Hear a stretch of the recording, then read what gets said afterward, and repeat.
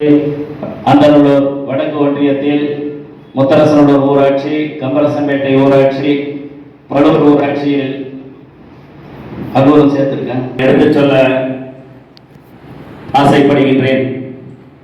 2 நாட்களுக்கு முன்பாக பாரதிய ஜனதா கட்சியினுடைய தலைவர் அண்ணாமலை அவர்கள் பாரதிய ஜனதா கட்சியினுடைய கூட்டத்தில் நம்முடைய பொதுச் செயலாளரை 2 கோடிக்கும் மேலாக இருக்கக்கூடிய அனைத்து இந்திய அண்ணா திராவிட முன்னேற்ற கழகத்தினுடைய தொண்டர்களுக்கு பாதுகாவலராக தாயாக இருந்து இந்த இயக்கத்தை வழிநடத்தக்கூடிய அண்ணன் எடப்பாடியார் அவர்களை பற்றி அவதூறாக கருத்துக்களை அங்கே வெளியிட்டார்கள்.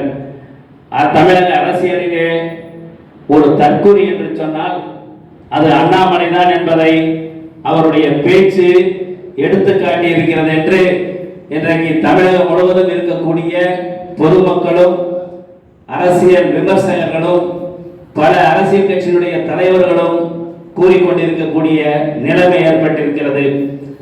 உங்களுக்கு தெரியும், அண்ணாமலை இந்த பாரதிய ஜனதா கட்சிக்கு அதுவும் அரசியலுக்கே வந்தது எப்பன்னு சொன்னீங்கன்னா 3 வருஷம் கூட முடியல. நம்ம கிராமத்துல சொல்லுவாங்க, முளைச்சு 3 இலை விடல அதுக்குள்ள இந்த ஆட்டம் போடுதுன்னு. அது மாதிரி அண்ணாமலை அரசியலுக்கு வந்து 3 வருஷம் கூட ஆகல. இன்றைக்கு நம்முடைய பொதுச் செயலாளரை விமர்சனம் செய்யக்கூடிய அளவிற்கு அவர் ஒரு அரசியலுடைய ஒரு குழந்தைத்தனமா இருக்கார். நீங்க பாத்தீங்கன்னா 1984 அப்பதான் அண்ணாமலையே பிறந்திருக்காரு. ஆனா நம்முடைய 50 ஆண்டு காலம் அரசியலிலே அனுபவம் மிக்கவராக இன்றைக்கு 1984ஆம் ஆண்டு பிறந்த இப்ப 40 வயது தான் அண்ணாமலைக்கு ஆயிருக்குது. அரசியலுடைய அனுபவம் பார்த்தீங்கன்னா 3 வருஷம் கூட இல்லை. இப்படிப்பட்டவர் 50 ஆண்டு காலம் அரசியலிலே நெடிய அனுபவம் உள்ள நம்முடைய பொதுச் செயலாளரை விமர்சனம் செய்கிறார் என்று சொன்னால் அரசியலிலே அவர் ஒரு கத்துக்குட்டி, ஒரு குழந்தை.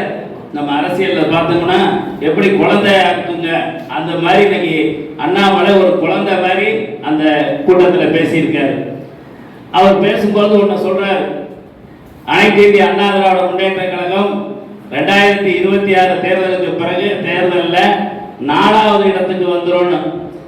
அண்ணா திமுகவில் இருக்கக்கூடிய 2,20,00,000 தொண்டர்கள் அண்ணன் எடப்பாடியார் அவர்களை முதலமைச்சராக ஆக்குவதற்கு இன்றைக்கு அல்லும் பகலும் பாடுபட்டுக் கொண்டிருக்கிறார்கள் என்பதை அண்ணாமலைக்கு நாங்கள் நினைவுபடுத்த விரும்புகின்றோம்.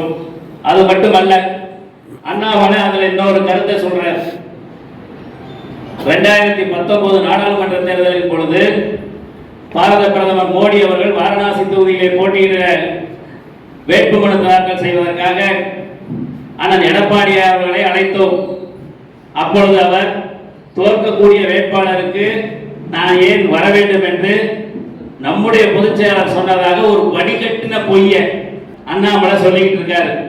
நீங்க நினைச்சு பாருங்க, 2019 நாடாளுமன்ற தேர்தலில் இந்தியாவிலேயே பாரதிய ஜனதா கட்சியோடு கூட்டணி வைக்கிறதுக்கு எல்லா கட்சியுமே தயக்கம் காட்டினாங்க. எந்த மாநில கட்சிகளும் பாரதிய ஜனதா கட்சியோடு கூட்டணி வைப்பதற்கு தயாராக இல்லை. ஆனால் இந்த நாட்டினுடைய பிரதமராக மோடி அவர்கள் வர வேண்டும் என்பதற்காக பாரதிய ஜனதா கட்சியோடு கூட்டணி வைத்த ஒரே தலைவர் நம்முடைய அண்ணன் எடப்பாடியார் தான் என்பதை கத்துக்குட்டி அண்ணாமலைக்கு நாங்கள் தெரிவித்துக் கொள்கின்றோம். அது மட்டுமல்ல, அவர் சொல்றார், நான் 10 வருஷம் பச்சை இங்கில கையெழுத்து போட்டேன். ஆனா நம்முடைய பொதுச் செயலாளர் அண்ணன் எடப்பாடியார் அவர்கள் எத்தனை வருடம் போட்டிருக்காருன்னு அவருக்கு நினைவுபடுத்தணும். சட்டமன்ற உறுப்பினரா, எம்பியா, வாரிய தலைவரா, அமைச்சரா, 4.5 ஆண்டு காலம் தமிழ்நாட்டினுடைய முதலமைச்சரா பச்சை இங்கில கையெழுத்து போட்டவர் தான் நம்முடைய அண்ணன் எடப்பாடியார் அவர்கள். அவர் ஐபிஎஸ் அண்ணாமலை நீங்க சொல்லிட்டு இருக்காரு. நீ எப்படி ஐபிஎஸ் படிச்சியோ கடவுளுக்கு தான் வெளிச்சம்.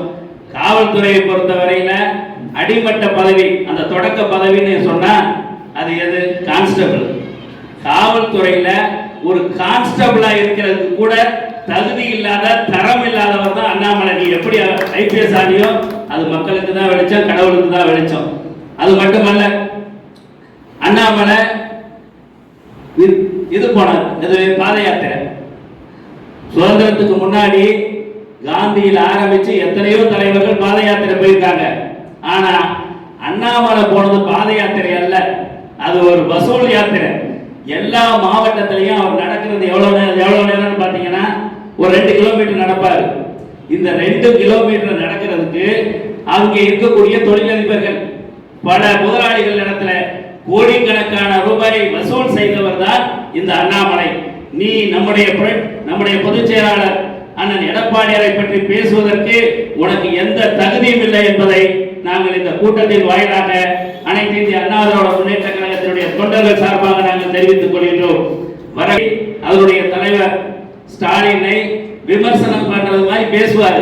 ஆனா அன்னைக்கு திராவிட முன்னேற்ற கழகத்தில் இருக்கக்கூடிய அமைச்சர்களோடு ரகசியமான உறவு வைத்துக் கொண்டு பல ஆதாயங்களை பெறக்கூடியவராக